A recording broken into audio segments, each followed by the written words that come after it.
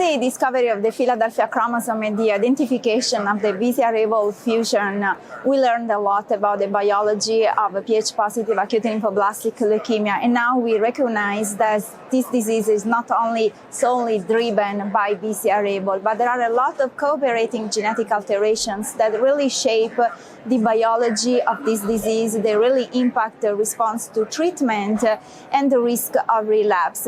Most of these alterations have been identified during the past decade through advances in technologies.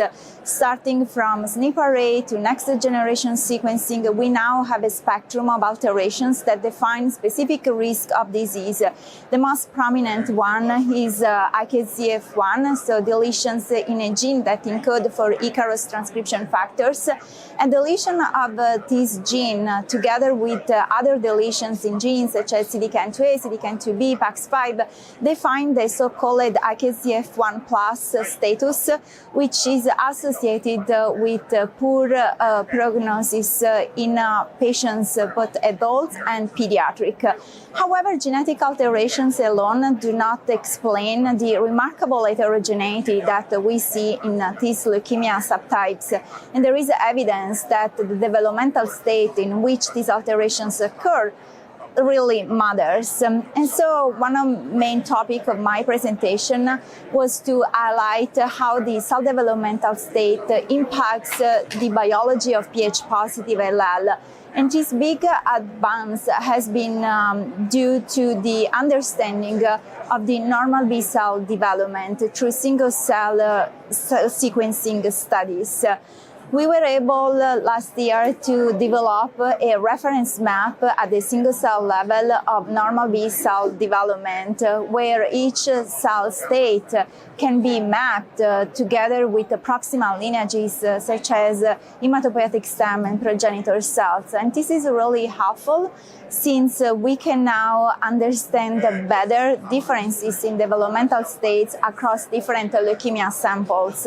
And especially in Ph-positive LL, we now distinguish two main subgroups based on the developmental state. One which is more immature, that is characterized by an enrichment of early common lymphoid progenitors, and one that is more differentiated that we call committed, that is characterized by classical pro-B cell enrichment.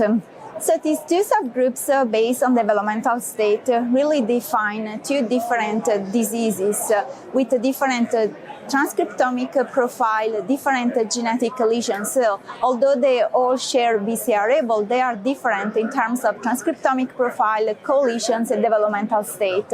And specifically, the multipotent subgroup is characterized by expression of myeloid signature genes such as CBP alpha. And we have demonstrated that those cells are able to differentiate into myeloid progeny. So this is really important because some of those BCR-ABL subgroups have been associated to lymphoid to myeloid lineage switch. So it's important to recognize.